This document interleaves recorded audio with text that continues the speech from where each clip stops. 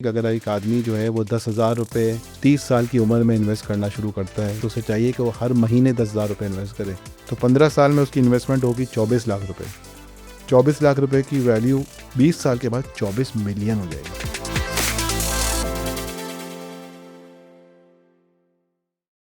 पाकिस्तान में formal investment participation अभी भी काफ़ी लो है and one of the companies that is trying to fix that is Lucky investments and we are very lucky to be joined today by its CEO. अस्सलाम वालेकुम sir.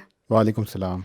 तो आपने Lucky investments start किया just about a year ago. जी जी okay, tell us what the reason for that. जी देखिए, मेरा ताल्लुक़ जो है इस्लामिक इन्वेस्टमेंट से पिछले कोई 25-30 साल के साथ है।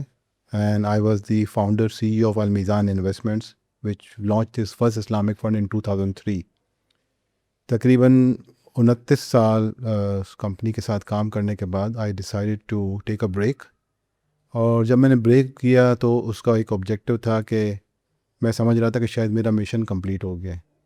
लेकिन वेरी सून आई रियलाइज़ कि that mission is not complete, because Pakistan में अभी भी, जैसे आपने अभी कहा, कि इस्लामिक इन्वेस्टमेंट और ख़ास तौर पर फॉर्मल इन्वेस्टमेंट जो है वो बहुत लिमिटेड है। तो मुझे एक बड़ी अच्छी अपॉर्चुनिटी मिली। लकी ग्रुप जो है which is one of the largest groups in Pakistan, they wanted to set up an Islamic asset management company. So we decided to work together और इस तरह से हमने लकी इन्वेस्टमेंट की बुनियाद डाली। एंड टेल अस कि अभी एक साल में since you've launched what do you feel you've accomplished? जी, बेसिकली मैं आपको थोड़ा सा ही बता दूं कि जब कोई भी एसेट मैनेजमेंट कंपनी होती है उसका एक ऑब्जेक्टिव ये होता है कि उसका साइज़ जल्दी बड़ा हो, जल्द से जल्द साइज़ बड़ा हो, क्योंकि ज़ाहिर है कि जितने ज़्यादा साइज़ होगा उतने ज़्यादा उसके पास इन्वेस्टर्स भी होंगे, उसका रेवेन्यू भी इतना ही बढ़ेगा। तो हमारा जो पहले साल का जो टारगेट था वो था कि एसेट मैनेजमेंट को, एक बड़ा एम्बिशियस टारगेट हमारे बोर्ड ने हमें दिया था कि आप एसेट मैनेजमेंट को 93 बिलियन तक ले जाएं। लेकिन अल्हम्दुलिल्लाह हमें बहुत ही अच्छा रिस्पांस मिला, बियॉन्ड आवर एक्सपेक्टेशंस। और हमारे अभी 9 महीने हुए हैं फंड के लॉन्च को, और माशाल्लाह से we have reach 130 billion rupees.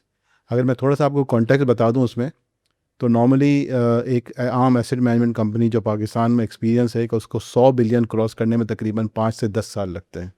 और माशाल्लाह से हमने पहले ही साल में, बल्कि पहला साल कंप्लीट होने से पहले ही ये माइलस्टोन अचीव कर लिया है। और आप what do you think how are you able to achieve something that takes other companies so long? जी, ये एक बड़ा इम्पोर्टेंट सवाल है जो आपने पूछा है। आई थिंक किसी भी इन्वेस्टर के लिए बड़ा इम्पोर्टेंट होता है कि जब वो किसी को पैसे मैनेज करने के लिए देता है तो उनका ट्रस्ट और क्रेडिबिलिटी बहुत इंपॉर्टेंट होती है। I think looking at the reputation of the sponsors and looking at the experience and reputation of the management team, हमें बहुत ही अच्छा रिस्पांस मिला। क्योंकि ज़ाहिर है मार्केट में तकरीबन 30 के करीब एसेट मैनेजमेंट कंपनीज हैं और ये सब आपस में compete करती हैं। लेकिन हम नए प्लेयर्स थे, बट नए इन द सेंस कि एसेट मैनेजमेंट में तो पहली दफ़ा आए थे हम लोग। लेकिन हमारी जो मैनेजमेंट टीम है वो बाकी एक्सपीरियंस टीम है, इंडस्ट्री से पहले से ताल्लुक़ है, और जो ग्रुप है उसके ऊपर कॉन्फिडेंस और क्रेडिबिलिटी बहुत ज़्यादा है। Right. I think the lucky name really helps ji you in बिल्कुल, that. देखें आप हर हर सेगमेंट में लकी जो है is not is known as a renowned name. चाहे आप लकी सीमेंट की बात करें, लकी मोटर्स की बात करें, लकी कोर इंडस्ट्रीज़ की बात करें, लकी टेक्सटाइल्स की बात करें, अपने हर सेक्टर में वो माशाल्लाह से दे आर मोर और less industry leaders. So many Pakistanis, as we mentioned before, still keep savings idle or informal. जी जी तो Sharia compliant mutual funds इस behavior को change करने में किस तरह help कर सकते हैं? जी देखें, जब मैंने अपने एसेट मैनेजमेंट करियर का स्टार्ट किया था तकरीबन आज से 30 साल पहले, तो उस ज़माने में इस्लामिक इन्वेस्टमेंट्स का कोई कॉन्सेप्ट नहीं था, और ना इस्लामिक बैंकिंग बहुत ज़्यादा थी। तो ज़्यादातर लोग बैंक में पैसे रखते हुए या म्यूचुअल फंड में इन्वेस्ट करते हुए डरते थे। इसलिए डरते थे कि वो एक फ़ेथ से उनका कॉन्फ्लिक्ट करता है, वो उनकी फ़ेथ बेस्ड इन्वेस्टिंग नहीं हो सकती थी, तो वो कहते थे हमने इंटरेस्ट नहीं लेना है। और जब इस्लामिक फ़ंड्स आए तो ये कॉन्सेप्ट थोड़ा चेंज होना शुरू हुआ, और अब ये काफ़ी इवॉल्व हो गया है। और हम देखेंगे इस वक्त जो इस्लामिक एसेट मैनेजमेंट फ़ंड्स हैं या इस्लामिक शरिया कंप्लाइंट फ़ंड जिनको कहते हैं हम, they are about 47% of the industry. यानी आप देखेंगे 2003 में ये 0% था और 2025 में ये 44-45% तक पहुंच चुका है। तो बहुत ज़्यादा से ज़्यादा लोग अपनी सेविंग्स को चाहते हैं कि आइडल ना रहे और उसको इस्लामिक तरीके से इन्वेस्ट कर सकें, जहां उनको दुनिया में भी कुछ रिटर्न मिल जाए और आखिरत में भी कोई उसके ऊपर सवाल जवाब ना हो उनके ऊपर। तो आप थोड़ा और ज़रा एक्सप्लेन करें कि जी इस्लामिक फ़ंड क्या है और किस तरह इट्स जी डिफरेंट फ्रॉम अदर फंड्स? जी बेसिकली देखें कि जब हम इस्लामिक फ़ंड की बात करते हैं, जैसे हमें पता है कि इस्लामिक में इंटरेस्ट या रिबा जो है वो हराम है, और इसको मद्देनज़र रखते हुए इस्लामिक फ़ंड बनाए जाते हैं। जब वो कहीं इन्वेस्ट करते हैं तो ऐसे इंस्ट्रूमेंट्स में करते हैं जो कि शरिया कंप्लाइंट इंस्ट्रूमेंट्स, उनकी इन्वेस्टमेंट शरिया के उसूलों के मुताबिक होती हैं। चाहे उसके हम मनी मार्केट फ़ंड की बात करें, इनकम फ़ंड की बात करें, पेंशन फ़ंड की बात करें या स्टॉक फ़ंड की बात करें। आपको पता है कि पाकिस्तान का जो बुनियादी बैंकिंग सिस्टम है वो हमेशा से कन्वेंशनल रहा था। तो बात यह है कि जब जो भी कंपनीज डील करती हैं, बोरोइंग करती हैं, वो बैंक से करती हैं, और अगर उनके पास लिक्विडिटी होती है तो वो बैंक्स में रखती हैं। तो दोनों तरीके से या तो वो इंटरेस्ट ले रही होती हैं या इंटरेस्ट दे रही होती हैं। इस्लामिक इन्वेस्टमेंट का कॉन्सेप्ट ये है कि जो शरिया की गाइडलाइंस हैं इन्वेस्टमेंट के मुतालिक, उनको फॉलो किया जाए। और चूँकि ये सिस्टम पूरी तरह से अभी भी हमारा मुल्क का सिस्टम हलाल नहीं है, 100% नहीं है, और इंशाअल्लाह ताला 2028 का ऑब्जेक्टिव है कि पूरे बैंकिंग सिस्टम को, पूरे फाइनेंशियल सिस्टम को इस्लामिक कर दिया जाए। तो कुछ ना कुछ थोड़ी सी इनकम होती है जो हलाल नहीं होती है। इस्लामिक फ़ंड्स उस इनकम को इनकम में रिकॉग्नाइज़ नहीं करते और उसको चैरिटी कर देते हैं, ताकि इन्वेस्टर को जो रिटर्न मिले वो प्योर मिले और उसमें कोई शक व शुबे की गुंजाइश ना रहे। इस ओके। वजह से बहुत ज़्यादा लोगों की अट्रैक्शन इसकी तरफ हुई है। तो आप are you also working towards creating awareness about this and educating the public? जी देखें, अवेयरनेस और एजुकेशन सबसे इम्पॉर्टेंट चीज़ है, और this is not today only, but this has been part and parcel of my responsibilities since I was with Al Meezan investment also. क्योंकि एक misconception था लोगों के जहन में कि क्या ये इस्लामिक फ़ंड वाकई में इस्लामिक हैं या इस्लामिक उसूलों को फॉलो करते हैं, नहीं करते हैं। तो इसका एक बड़ा अच्छा मेकैनिज़्म होता है कि जब आप कोई इस्लामिक फ़ंड लॉन्च करते हैं या इस्लामिक एसेट मैनेजमेंट कंपनी लाते हैं, तो आप एक अपना शरिया एडवाइज़र अपॉइंट करते हैं, जो कि एक मुफ्ती होते हैं, आलिम होते हैं। और उस शरिया एडवाइज़र आपकी सारी डॉक्यूमेंटेशन को, आपकी ट्रांजैक्शन को, सबको रिव्यू करते हैं और एक फ़तवा इशू करते हैं। और जब वो फ़तवा इशू करते हैं तो उसमें क्लियरली लिखते हैं कि ये इसकी जो ट्रांजैक्शंस हैं वो इस्लामिक तरीके से की गई हैं। ये भी काफ़ी नहीं है, क्योंकि इस मैसेज को लोगों तक पहुंचाना बड़ा इंपॉर्टेंट होता है। राइट। तो इसके लिए हम बहुत सारे प्रोग्राम्स करते हैं, हम इवेंट्स करते हैं, बहुत सारी कंपनीज में जाते हैं, रोड शोज़ करते हैं। आज का जैसे एक प्रोग्राम है, वो भी इसी सिलसिले की एक कड़ी है कि लोगों को इस बारे में मैसेज दिया जाए, पैगाम दिया जाए कि इस्लामिक तरीके से वो इन्वेस्ट कर सकते हैं। जिस तरह वो सेव कर रहे हैं, उस सेविंग को अगर इन्फ्लेशन से बचाना है तो उसको इन्वेस्ट करना बहुत ज़रूरी है, और अगर अगर अल्लाह ताला के अज़ाब से बचाना है तो इस्लामिक तरीके से इन्वेस्ट करना ज़रूरी है। तो लोगों का इंटरेस्ट है इसमें? जी, बहुत ज़्यादा इंटरेस्ट है, बहुत ज़्यादा इंटरेस्ट है, और अब लोगों को ये समझ में आ रही है बात। एक जो ज़रा लोगों का कंसर्न था, जो मैं समझता हूँ कि अब आहिस्ता-आहिस्ता कम होता जा रहा है, वो ये था कि इस्लामिक फ़ंड्स के ऊपर बहुत सारी रिस्ट्रिक्शंस हैं, वो ये चीज़ में इन्वेस्ट नहीं कर सकते, फ़लाँ चीज़ में इन्वेस्ट नहीं कर सकते, क्योंकि हमारा पूरा निज़ाम जो है वो सूदी निज़ाम है। लेकिन अल्हम्दुलिल्लाह हम पिछले 20-25 सालों में ये डेमोंस्ट्रेट हो गया है कि इस्लामिक फ़ंड्स के जो परफॉर्मेंस है या रिटर्न्स हैं, वो कन्वेंशनल से अगर ज़्यादा नहीं है तो कम से कम भी नहीं है, मोर और लेस कंपीटिंग रिटर्न्स हैं।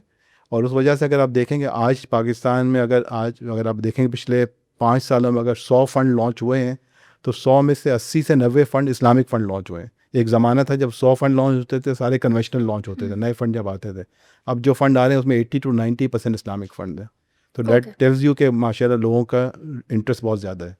और अब रिसेंटली आपने एक लकी फंड्स मोबाइल ऐप भी लॉन्च की है, तो how does that make it easier? जी देखिए, आजकल जो ज़माना है वो टेक्नोलॉजी का ज़माना है। वैसे एक ट्रेडिशनल मॉडल था इन्वेस्टमेंट का या अवेयरनेस क्रिएट करने का। वो ट्रेडिशनल मॉडल था कि आप ब्रांचेस खोलें, आप लोगों को डिफरेंट सिटीज़ में भेजें, वहाँ पे अवेयरनेस क्रिएट करें। लेकिन आजकल का जो ज़माना है, आप देखें कि इस वक्त मिलेनियल्स हैं, जेन ज़ी है, जेन अल्फ़ा है, ये सब दे आर मोबाइल सेवी।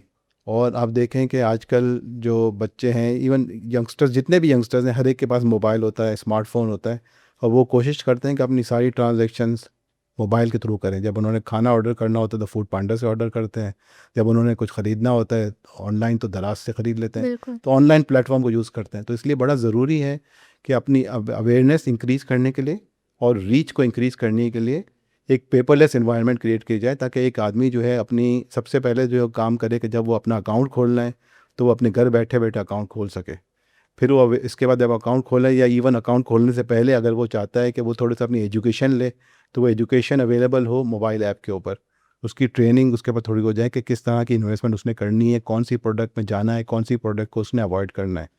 तो इस चीज़ को बड़ा इंपॉर्टेंट होता है। ये सारी चीज़ें हम अपने मोबाइल ऐप के थ्रू प्रोवाइड कर रहे हैं, लोगों को एजुकेशन भी दे रहे हैं, लोगों को अवेयरनेस भी क्रिएट कर रहे हैं। अकाउंट ओपनिंग ऑनलाइन पॉसिबल है और इन्वेस्टमेंट भी थ्रू ऑनलाइन हो सकती है। आप अपने बैंक अकाउंट को लिंक कर दें ऐप के साथ, तो ऑटोमेटिकली अपने बैंक अकाउंट से इन्वेस्टमेंट भी कर सकते हैं। तो इन सब चीज़ों से हम समझते हैं कि इंशाअल्लाह ताला हमारी अवेयरनेस भी बढ़ेगी और हमारी रीच बहुत ज़्यादा बढ़ जाएगी, क्योंकि ज़ाहिर है कि ये आसान नहीं है कि हर सिटी में और हर डिस्ट्रिक्ट में एक ब्रांच खोली जाए, क्योंकि उसका ख़र्चा बहुत होता है। और वैसे भी अगर आप देखें, जो जेन ज़ी है जिसकी हम बात कर रहे हैं, भी अल्फ़ा जेन है, वो ब्रांचेस में जाना पसंद भी नहीं करते। वो चाहते हैं कि घर बैठे-बैठे या ऑनलाइन उनका काम हो सके। तो is Gen Z one of your target markets with this app? जी, डेफ़िनेटली अगर आप देखें पाकिस्तान की जो मार्केट है, तो अभी जेन ज़ी जो है तकरीबन, बल्कि आप कहेंगे people under 35 years of age और 60-65% ऑफ द पॉपुलेशन। तो यही हमारी कंट्री का फ्यूचर है और उनको हम, ज़ाहिर है कि हम देख रहे हैं कि जो प्रीवियस जनरेशन थी वो नॉर्मली टेक्नोलॉजी सेवी नहीं थी और वो चाहते थे कि एक ब्रांच में जाके विज़िट करें लोगों को और लोग पे चेक बनाना, ये करना। लेकिन आजकल हर चीज़ पेपरलेस हो गई है और एसेट मैनेजमेंट कंपनीज़ का मॉडल भी यही है कि ये जेन ज़ी को अप्रोच किया जाए, क्योंकि ये आगे हमारे डिसीजन मेकर्स हैं, यही लोग हैं जो आगे इन्वेस्टमेंट्स करेंगे। और असल में इन्वेस्टमेंट में एक बड़ी इंपॉर्टेंट चीज़ होती है और मैं ये कहूँगा, एक मेरा मैसेज भी ये होगा कि एवरीबडी शुड स्टार्ट अर्ली। हमारे यहाँ लोगों का कॉन्सेप्ट इन्वेस्टमेंट का ये होता है कि उस वक्त इन्वेस्ट करते हैं जब वो कहते हैं कि अब मैं 50 साल का हो गया हूँ, 45 साल का हो गया हूँ, 55 साल का हो गया हूँ। तब रियलाइज़ करते हैं कि मेरे रिटायरमेंट में 5-10 साल रह गए। असल चीज़ ये है कि इन्वेस्टमेंट शुरू करनी चाहिए यंगर एज पे, 25-30 साल की उम्र में इन्वेस्टमेंट करनी स्टार्ट कर देनी चाहिए। बेशक आदमी छोटी छोटी अमाउंट इन्वेस्ट करे, लेकिन वो उसकी वैल्यू बहुत तेज़ी से बढ़ जाती है अगले 25-30 सालों में। और मेरा मैसेज जो पेरेंट्स हैं उनके लिए भी ये होगा कि ना सिर्फ वो अपनी इन्वेस्टमेंट करें, बल्कि बच्चों के नाम से भी अकाउंट खोलना चाहिए उनको। बेशक वो 1000 रुपये महीना उसमें डालें। ये सबसे बड़ा एडवांटेज म्यूचुअल फंड्स का ये है कि आपके लिए कोई पाबंदी नहीं है कि आपने पैसे डालने हैं तो इन्वेस्ट करने हैं तो हर महीने करने हैं या मिनिमम कितना अमाउंट करना है। आप अपना अकाउंट जो है वो 5000 रुपये से खोल सकते हैं और इसके बाद आप 1000 रुपये की भी इन्वेस्टमेंट कर सकते हैं। तो ये बड़ा आसान है। आजकल हम देखते हैं कि हम कोई अच्छा मील खाने जाते हैं, मैकडोनल्ड्स चले जाएं, KFC चले जाएं, तो 1000-2000 रुपये तो एक आदमी का खर्चा आ जाता है। बिल्कुल। अगर इस तरह की सेविंग भी, अगर हम डिसिप्लिन सेविंग की जाए, तो उसके बहुत अच्छे रिटर्न आते हैं। तो डिसिप्लिन कितना इम्पोर्टेंट है? आई थिंक डिसिप्लिन बहुत इंपॉर्टेंट है और starting early, understanding your business investment needs और बेसिकली डिसिप्लिन इन्वेस्टिंग, ये सब चीज़ें इंपॉर्टेंट हैं। इसमें यह है कि अगर एक आदमी जो है वो 10,000 रुपये अगर वो 30 साल की उम्र में इन्वेस्ट करना शुरू करता है या 25 साल की उम्र में इन्वेस्ट करना शुरू करता है, तो उसे चाहिए कि वो हर महीने 10,000 रुपये इन्वेस्ट करे। और उसको प्रोग्रेसिवली अगर आप देखेंगे, इसको हम सिस्टमेटिक इन्वेस्टमेंट प्लान कहते हैं, कि आप अपना अमाउंट खुद डिटरमिन कर लें। आप कहेंगे मेरे पास कैपेसिटी है 5,000 रुपये इन्वेस्टमेंट करने की, तो 5,000 हर महीने करें। 1,000 रुपये की कैपेसिटी तो 1,000 रुपये करें। 10,000 की कैपेसिटी है तो 10,000 करें, लेकिन invest every month. If you invest every month, तो आपका अमाउंट जो है ना, वो आप ज़ाहिर है कि शुरू के कुछ सालों में तो बहुत तेज़ी से नहीं बढ़ता, लेकिन सब्सिक्वेंटली इसकी कंपाउंडिंग इफेक्ट की वजह से वैल्यू बहुत तेज़ी से बढ़ जाती है। और ये बड़ा इंपॉर्टेंट है। जिस तरह हम कहते हैं कि हमें ज़ाहिर है कि एक्सपेंस करना या कंजम्पशन करना या ख़र्चे करना, हम ये नहीं कहते कि एक दफ़ा ख़र्चा पूरा कर लिया जाए बस, इसके बाद हम 6 महीने तक कोई स्पेंडिंग नहीं करेंगे। हर महीने हमारी रिक्वायरमेंट है कि हम स्पेंडिंग करें। इसी तरह हमारे लिए बेहतर है फ्रॉम सेविंग पर्सपेक्टिव कि हर महीने आदमी जिस तरह से स्पेंडिंग करता है, इस तरह हर महीने इन्वेस्टमेंट का भी उसका टारगेट होना चाहिए। तो अगर अभी कोई Gen Z is doing as a salaried individual and they जी, जी। ट्राइंग 5,000 to 10,000 वो सेव कर जी, पा जी, रहे जी। हैं, तो what kind of return should they expect and what kind of timeline? Sometimes quick returns जी, and जी। quick, they want to see जी, जी। things happening जी, fast, बिल्कुल। so they need to be patient. जी, देखिए, investment is a journey, is not a one step और two step. Investment is a life long journey. और जब आदमी इन्वेस्टमेंट करता है तो अपने इन्वेस्टमेंट ऑब्जेक्टिव्स को देख के इन्वेस्ट करता है। अब बहुत सारे इन्वेस्टमेंट ऑब्जेक्टिव्स हो सकते हैं। एक इन्वेस्टमेंट ऑब्जेक्टिव आदमी का होता है कि जो मेरे पास सरप्लस पैसे हैं उसको मैं कहीं इन्वेस्ट कर दूं, ताकि हर महीने मेरा उसका किचन का खर्चा चलता रहे, उसमें इनकम इतनी आ जाए कि हर महीने मेरे अपना खर्चा चल जाए। ये उन लोगों के लिए है जो क्लोज टू रिटायरमेंट है। तो उनके लिए ये, क्या वो कहते हैं कि हमारी अब रेगुलर इनकम ख़त्म होने वाली है, जब हम रिटायर हो जाएंगे, तो उनके लिए ज़ाहिर है कि इन्वेस्टमेंट ऐसी होनी चाहिए जो बहुत ज़्यादा सेफ हो। उनके लिए ग्रोथ ऑफ द इन्वेस्टमेंट या growth of the value is not an objective. उनका ऑब्जेक्टिव ये है कि वो हर महीने का अपना किचन का खर्चा चला। उनकी प्रोडक्ट्स अलग हैं, इनको हम मनी मार्केट फ़ंड या इनकम फ़ंड कहते हैं।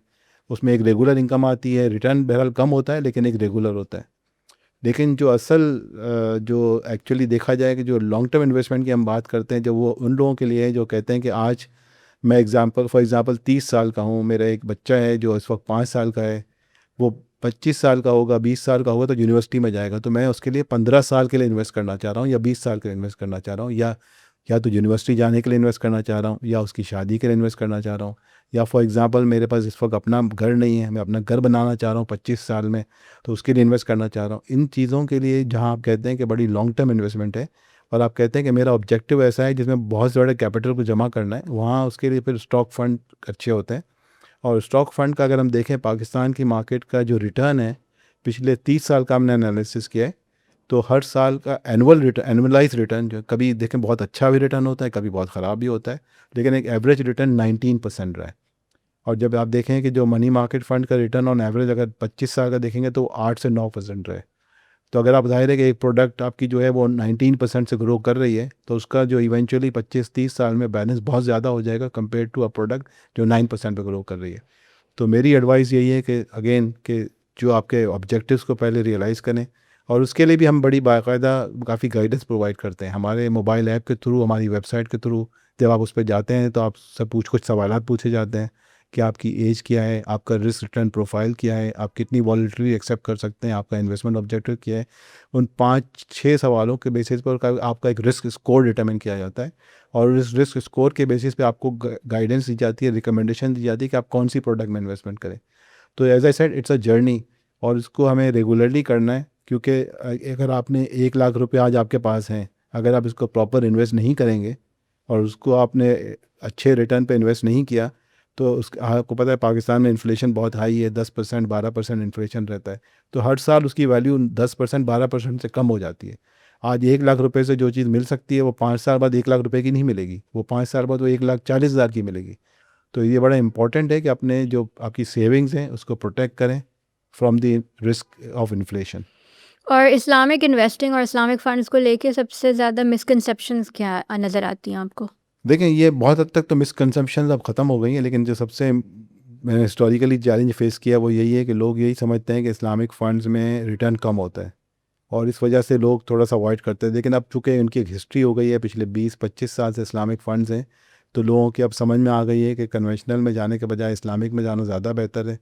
कभी रिटर्न उनका थोड़ा सा कम होगा, कभी ज़्यादा होगा, लेकिन generally they compete with the conventional funds. दूसरा, लोगों का एक कंसर्न होता है कि क्या ये वाकई में इस्लामिक है या नहीं है। उसी पर्सपेक्टिव से मैंने थोड़ा सा एक्सप्लेन किया कि एक जो शरिया एडवाइज़र होता है, जो मुफ्ती साहब होते हैं, या शरिया बोर्ड होता है जिसमें बहुत सारे मुफ्ती होते हैं, और बाकायदा उसको वो स्टडी करते हैं, उसके ऊपर वो फतवा इशू करते हैं, तो it gives a lot of comfort to the investors. तो और अब in the next 12 to 24 months आप कोई नए प्रोडक्ट्स या एसेट क्लासेस इंट्रोड्यूस करेंगे? जी, इंशाल्लाह हमारा पूरा एक कॉन्क्रीट प्लान है। हमने पिछले 9 महीने में तकरीबन 7 डिफरेंट फंड्स लॉन्च किए हैं, which is again a record.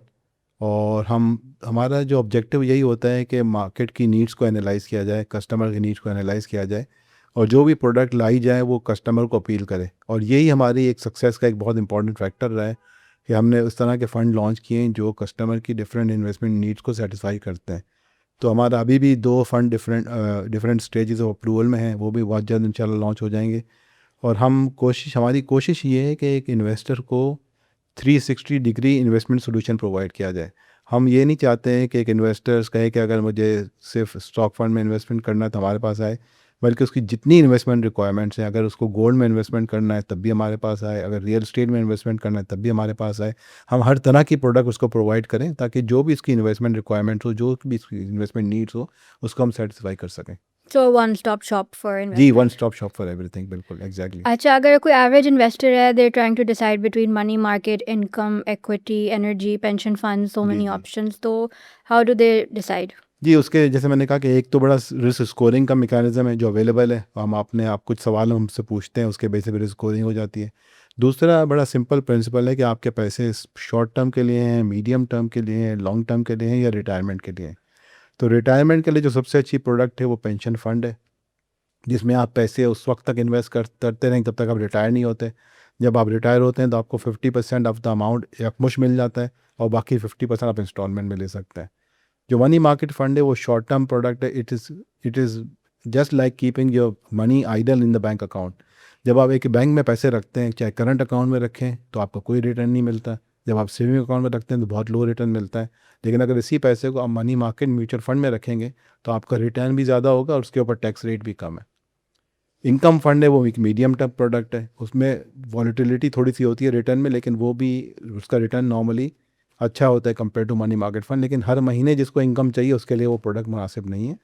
जो चाहता है कि 2-4 महीने में मुझे पैसे चाहिए तो उसके लिए इनकम फंड में रखे, और जो चाहता है कि मेरे पैसे लॉन्ग टर्म में लगें और ग्रोथ आए उसके लिए स्टॉक फंड है। क्योंकि जब आप किसी स्टॉक में इन्वेस्ट करते हैं या स्टॉक फंड में इन्वेस्टमेंट करते हैं तो आप उस कंपनी के शेयर होल्डर बन जाते हैं। तो स्टॉक फंड में इन्वेस्टमेंट करना एक बिज़नेस में इन्वेस्टमेंट करने की तरह है। तो ज़ाहिर है जब बिज़नेस में आपको इन्वेस्ट करते हैं तो उसमें रिस्क भी होते हैं, वो वैल्यू डाउन भी हो सकती है, अप भी हो सकती है, कभी नफ़ा भी हो सकता है, कभी नुकसान भी हो सकता है। लेकिन अगर आप अच्छे बिज़नेस में इन्वेस्ट करेंगे, और ये आपके जो फंड मैनेजर है, जो हमारी टीम है पूरी रिसर्च की और इन्वेस्टमेंट की, उसका काम होता है कि अच्छी कंपनीज़ में इन्वेस्टमेंट करें और जहाँ जिन कंपनीज़ की परफॉर्मेंस अच्छी ना रहे उनसे पैसे एग्जिट कर लें। तो हमारा फ़ंड मैनेजर ये इंश्योर करते हैं कि अच्छी कंपनी में इन्वेस्टमेंट की जाए, अच्छी रेट्स पे की जाए, ताकि इन्वेस्टर को लॉन्ग टर्म में अच्छा रिटर्न मिले। और is there any particular fund जो ज़्यादा पब्लिक में पॉपुलर है? देखें, ये डिफरेंट टाइप्स ऑफ इन्वेस्टर्स में डिफरेंट है। आजकल अगर हम देखें तो पाकिस्तान की इकॉनमी एक अच्छे फेज़ से गुजर रही है और हम देख रहे हैं कि जो मैक्रो इकोनॉमिक स्टेबिलिटी है, हमारी करेंसी स्टेबल है, इंटरेस्ट रेट कम हो रहे हैं, इन सब चीज़ों को देखते हुए लोग स्टॉक फंड में ज़्यादा इन्वेस्ट कर रहे हैं। लेकिन एक ज़माना था, आज से 2 साल पहले अगर हम चले जाएं तो उस ज़माने में इंटरेस्ट रेट बहुत हाई थे। मनी मार्केट फ़ंड जिसमें कोई रिस्क नहीं होता, वहाँ पे 20% रिटर्न मिल जाता था। उस ज़माने में लोग प्रेफर करते थे कि हम बगैर कोई रिस्क लिए 20% मनी मार्केट फ़ंड में हासिल कर लें। तो उस वक्त बहुत ज़्यादा इंक्लिनेशन था मनी मार्केट फ़ंड की तरफ। लेकिन अब आहिस्ता आहिस्ता ये पैसे जो है मनी मार्केट फ़ंड से निकल के स्टॉक फंड की तरफ जा रहे हैं। और आपका लॉन्ग टर्म विज़न बताएँ for Lucky investments in Pakistan's wider financial जी। इकोसिस्टम? जी, देखिए, हमारे 2 इम्पोर्टेंट ऑब्जेक्टिव हैं। पहला ऑब्जेक्टिव तो हमारा ये है कि Lucky investments become the trusted name और in the Islamic fund management, not only in fund management but Islamic wealth management. ये तो पहला हमारा ऑब्जेक्टिव है। लेकिन दूसरा हमारा ऑब्जेक्टिव इससे ब्रॉड है। हमारा ऑब्जेक्टिव ये है कि पाकिस्तान में ज़्यादा लोगों को ज़्यादा से ज़्यादा अपॉर्चुनिटी मिले कि वो इस्लामिक तरीके से, हलाल तरीके से अपनी सेविंग्स को इन्वेस्ट कर सकें। और ये हमारे मिशन का भी पार्ट है। हमने देखा है कि जो इस्लामिक फ़ंड्स हैं उसका भी मार्केट शेयर, जैसे मैंने पहले बताया था, कि शायद 44-45% है। तो मैं समझता हूँ कि इसको Pakistan being a Muslim country with 96% Muslim population, इसका शेयर कम से कम 70-75% होना चाहिए। तो ये मैं समझता हूँ कि एक जो मिशन है वो कंटिन्यूएशन है of the mission that we started 2003 में, जब मैंने स्टार्ट किया था, उसी की कंटिन्यूएशन है। और अल्हम्दुलिल्लाह उसमें अल्हम्दुलिल्लाह काफ़ी कामयाबी हुई है। लेकिन ज़ाहिर है कि every change requires time and every change requires patience. तो अल्हम्दुलिल्लाह ये मार्केट शेयर बढ़ता जा रहा है। और आगे जो मैं देख रहा हूँ कि जिस तरह से इस्लामिक बैंक की ग्रोथ हो रही है, पाकिस्तान में इस्लाम बैंकिंग को इस्लामिक करने की बात हो रही है, तो बहुत जल्द हम देखेंगे कि इस्लामिक फ़ंड्स का जो मार्केट शेयर है वो 50% से ऊपर चला जाए। So how important are discipline and compounding for wealth creation, especially for salaried individuals? ये देखें, सैलरीड इंडिविजुअल्स की रिलायंस होती है एक स्टेबल इनकम के ऊपर, लेकिन ज़ाहिर है कि उनकी इनकम बहुत हाई नहीं होती। तो उनके लिए बड़ा इंपॉर्टेंट है कि जब तक वो काम कर रहे हैं तो उसको कुछ ना कुछ सेविंग करते रहें, ताकि अपने रिटायरमेंट के वक्त उनके पास अच्छी इन्वेस्टमेंट वैल्यू हो। उससे अपना घर बनाना है, बच्चों की शादी करनी है, बच्चों की एजुकेशन करनी है, सारे इन्वेस्टमेंट ऑब्जेक्टिव्स वो पूरे कर सकें। इसके लिए बड़ा इंपॉर्टेंट है, जो मैंने पहले एक शायद जिक्र किया था, कि सिस्टमेटिकली इन्वेस्ट करना चाहिए और रेगुलर इन्वेस्टमेंट करनी चाहिए। Start early and invest regularly. तो मैं आपको एक छोटी सी एग्जांपल में शेयर करना चाह रहा हूँ आपसे कि अगर एक आदमी है, वो अगर 10,000 रुपये हर महीने सेव कर लेता है और उसको स्टॉक फंड में इन्वेस्ट कर लेता है, तो बेसिकली आप समझ लें कि 10,000 रुपये एक महीने के इन्वेस्टमेंट करेगा तो साल के 1,20,000 रुपये हुए। आजकल के ज़माने में 10,000 रुपये बहुत बड़ा अमाउंट नहीं है। 1,20,000 साल में इन्वेस्ट करेगा तो 5 साल में आप समझ लें कि 6 लाख रुपये उसकी इन्वेस्टमेंट हो गई। और ये अगर वो कंटिन्यूसली हर महीने करता रहे, तो ये अगर ये 30 साल तक इन्वेस्टमेंट करता रहे, तो उसकी टोटल इन्वेस्टमेंट 36 लाख रुपए हो जाएगी। ये उसकी इन्वेस्टमेंट की एक्चुअल कॉस्ट है जो उसने अपने चेक काट के इन्वेस्टमेंट की है। लेकिन आपको बहुत हैरत होगी ये सुन के कि जो अगर इसको स्टॉक फंड में इन्वेस्ट किया, और स्टॉक फंड की अगर हम देखें पाकिस्तान की हिस्ट्री ये है 30 साल की, कि एवरेज रिटर्न 19.7% रहा है। तो मैं आपको थोड़े से फिगर्स कोट करता हूँ। अगर उसने 10,000 रुपये हर महीने इन्वेस्ट किया, 1 साल में 1,20,000 हो गए, 5 साल में ये 6 लाख रुपए हो गए। ये 6 लाख की वैल्यू उसके जो उसका प्रॉफिट है उसका मिला के वो 9,65,000 हो जाएगी। यानी 6 लाख जो उसने डाले और तकरीबन 3,65,000 का उसको नफ़ा हो गया उसके ऊपर 5 सालों में। ये बहुत ज़्यादा नहीं लगता, लेकिन अगर हम इसको 5 साल से बढ़ा के 10 साल कर दें तो 10 साल में उसकी इन्वेस्टमेंट होगी 12 लाख रुपए, और 12 लाख रुपए की उसकी वैल्यू हो जाएगी 33 लाख रुपए। अब आप देखें इसमें एक बड़ा जंप आ गया। 12 लाख इन्वेस्टमेंट किया, उसके ऊपर 21 लाख का उसने नफ़ा कमा लिया। अगर इसी पीरियड को हम 10 साल से बढ़ा के 15 साल कर दें तो 15 साल में उसकी इन्वेस्टमेंट होगी 24 लाख रुपए। 24 लाख रुपए की वैल्यू 20 साल के बाद 24 मिलियन हो जाएगी। यानी कि Wow, okay. यानी कि जो 24 लाख रुपए हैं वो 10 गुना बढ़ गए Mm-hmm. 20 साल में। और अगर हम फिर 30 साल की बात करें तो बस मेरे ख्याल में माइंड बॉगलिंग नंबर है। 30 साल में उसने जो इन्वेस्टमेंट की वो 36 लाख रुपए की, 3.6 मिलियन, और Okay. उसकी इन्वेस्टमेंट की वैल्यू हो गई 145 मिलियन रुपीज़। Okay. Wow. ये देखें 10,000 रुपये सेव करने का कमाल है कि अगर एक आदमी ने 25 साल की उम्र से या 30 साल की उम्र से भी अगर 10,000 रुपये हर महीने सेव करना शुरू किया, उसको प्रॉपरली इन्वेस्टमेंट किया, तो जब वो 60 साल की उम्र में रिटायर होगा तो उसके वैल्यू जो 10,000 रुपये हर महीने सेव करने की वैल्यू 145 मिलियन रुपीज़ हो जाएगी। और आप यही समझ लें कि अगर वो उसकी कैपेसिटी 10,000 से वो 20,000 कर दे तो ये वैल्यू सब डबल हो जाएंगे। Yeah. तो आई थिंक ये बड़ा इंपॉर्टेंट है, हम सबको रियलाइज़ करना चाहिए। और ये मैसेज मैं चाहूँगा कि मेरे आपके तवज्जुह से जो हमारे पेरेंट्स हैं उनको भी पहुँच जाए कि अगर वो अपनी सेविंग तो करें लेकिन अपने बच्चों के नाम से भी अकाउंट खोलें लकी इन्वेस्टमेंट में। बेशक उनका 1,000 रुपये महीना इन्वेस्ट करें, लेकिन 1,000 रुपये इन्वेस्टमेंट करेंगे ना हर महीने तो भी 145 मिलियन तो नहीं पहुँच जाएगा, लेकिन 14.5 मिलियन ज़रूर पहुँच जाएगा। Still a huge number. It's a huge number. तो ये एक्चुअली जो बात है, ये सिस्टम, इसको हम कहते हैं सिस्टमेटिक इन्वेस्टमेंट प्लान। हर महीने जब आपके पास सैलरी आती है आप पहले 10,000 रुपये निकालें और इन्वेस्टमेंट में डाल दें, रादर देन ये सोचें कि पूरा महीना मैं इस पैसे को खर्च करूंगा, जो बचेंगे उसको सेविंग में डालूंगा। आप ये समझ लें कि ये मैं अपने फ्यूचर के लिए, अपने बच्चों के फ्यूचर के लिए एक इन्वेस्टमेंट कर रहा हूँ। और ये systematic investment plan unfortunately Pakistan में बहुत ज़्यादा अभी पॉपुलर नहीं हुआ, लेकिन इंडिया में बहुत पॉपुलर है। Okay. और वो आप देखें कि वो बड़ी डिसिप्लिन है सेविंग के मामले में। हमारे यहाँ थोड़ा डिसिप्लिन कम है, तो लकी इन्वेस्टमेंट की एक कोशिश यही है कि लोगों को एक डिसिप्लिन इन्वेस्टमेंट की तरफ लाया जाए ताकि वो अपने फ्यूचर को सिक्योर कर सकें। Thank you, Shoaib Saab, for taking out the time to talk to us. जी, thank you very much. I appreciate you calling me here today. Thank Thank you. you.